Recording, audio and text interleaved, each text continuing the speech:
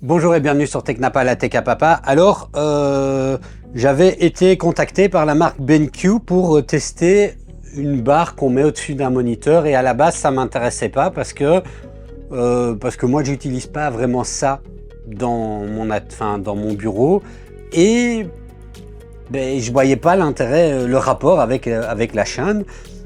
Et puis après, je me suis dit non mais en fait oui, en fait c'est intéressant parce que mon bureau, je vais vous montrer, j'ai une partie avec mon bureau et une partie à côté avec ma table de peinture. Et j'ai des petites lampes et tout ça pour peindre le soir, mais je suis jamais très satisfait de l'éclairage. Et je me suis dit, bah tiens, je vais tester ce genre de lampe. Alors vous voyez, hein, c'est les lampes qu'on peut mettre au-dessus d'un moniteur et qui a quelques particularités, enfin voilà, qui est censé bien éclairer notre espace de travail sans nous gêner, enfin voilà. Donc, et je me suis dit, bah tiens, peut-être que moi ce sera pas un accessoire de gamer ou quelque chose comme ça, ou de travailleur, mais ça pourrait peut-être, ce genre de choses, être utile dans l'atelier de peinture quand on est posé, qu'on veut peindre et avoir une lumière claire et qui évite les ombrages. Et donc ben voilà, je ne sais pas du tout si l'usage que je voulais en faire est pertinent, hein. J'ai pas encore ouvert la boîte, donc on va d'abord regarder un petit peu ce qu'est cette lumière et après je l'installerai dans mon atelier de peinture et je vous dirai ce que j'en pense de cet usage là. Allez, n'oubliez pas le pouce, le like, etc. Et je vous retrouve après le générique.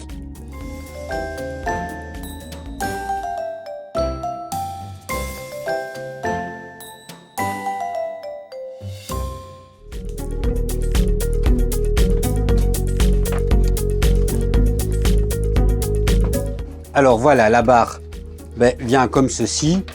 On a quoi? On a un petit peu de blabla, un guide de démarrage rapide avec du français, il nous explique comment l'utiliser et les petites icônes pour les fonctions rapides sur la barre, on regardera ça plus tard.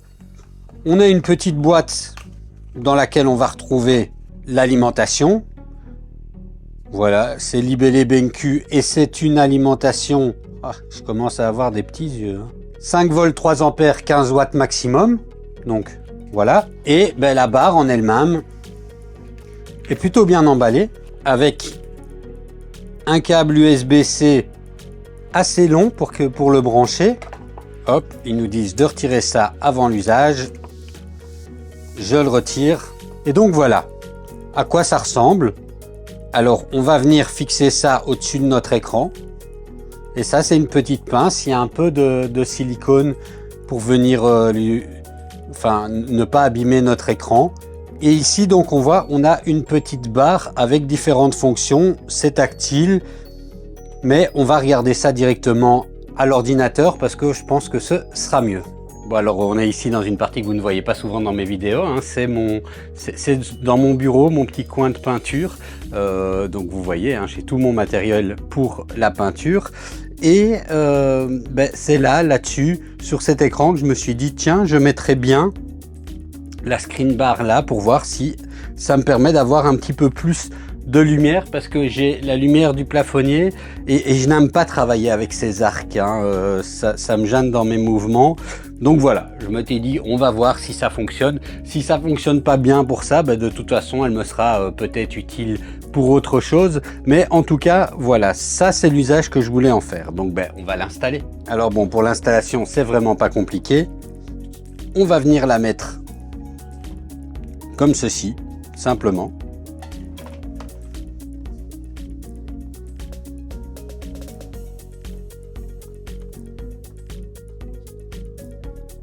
Et voilà, elle est installée déjà. Alors il faut la brancher. Pour ça, on a une prise de courant avec le petit adaptateur, mais si vous avez de quoi brancher l'USB-C, peut-être directement à l'écran, ça peut faire aussi le boulot. Et voilà, alors en tout cas ça éclaire pas mal. Ce que je vais faire, c'est je vais éteindre la lumière et je dois avouer que c'est pas mal parce que ça éclaire pas mal le plan de travail sans pour autant venir éblouir l'écran. Ça c'était un petit peu quelque chose que j'avais peur parce que bon voilà, hein, Moi j'aime bien quand je peins avoir une image des couleurs et du modèle devant moi. J'ai l'ordinateur qui est là et puis voilà, je peins comme ceci. Bon alors ici j'ai un petit peu fait une mise en scène évidemment puisque je n'étais pas occupé à peindre ça pour le moment, mais c'est pour vous donner un petit peu une idée de ce que je compte en faire. Alors c'est un peu sombre, l'idée c'était de faire une lumière d'appui en plus évidemment de la grande lumière pour avoir un petit peu plus de clarté au niveau des ombres. Ici déjà je vois bien en fait. Si j'ai envie d'éteindre les lumières, je peux sans problème parce que je vois bien en fait. Et ça me masque pas, voilà, ça m'oblige pas à avoir un grand arc comme ça que je trouve pas forcément pratique à utiliser. En tout cas, dans mon setup, moi comme ça ici, ça me convient, je pense. Il faudra voir à l'usage, mais comme ceci, ça me convient. Alors, ce qu'on va faire maintenant, c'est regarder un petit peu les fonctionnalités. On avait une barre tactile, donc qu'est-ce qu'on a? On a un bouton pour allumer ou désactiver le détecteur de mouvement, mais là, je ne sais pas trop comment est-ce qu'il fonctionne. Donc ça, c'est pas mal, hein. Il y a un détecteur de mouvement, c'est pas mal pour économiser de l'électricité. Donc, mais je ne sais pas après combien de temps il se désactive. J'ai pas trouvé ça dans les... 5 minutes.